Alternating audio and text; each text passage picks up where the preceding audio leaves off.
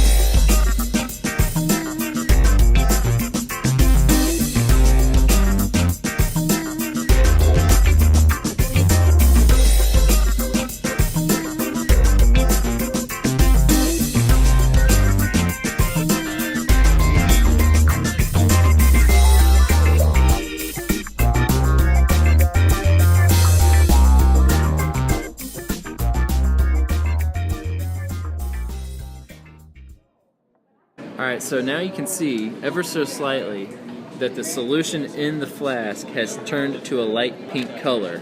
When it turns a slight pink color, you know that you've reached your endpoint. So you come up to your burette and you look to see exactly how much fluid has been displaced. Here you can see that we've displaced 28.3 milliliters, and then you estimate the second decimal, so we're going to call it 28.30 milliliters that have been displaced to reach the endpoint. Okay, now this is the initial volume, which is about 0 milliliters.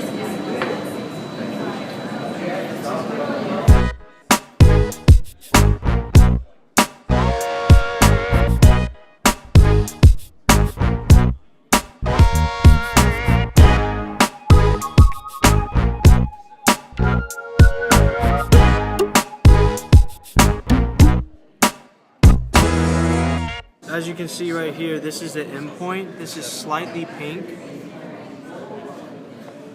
As you can see here, the volume is about 30.50. You should always round to the hundredths place.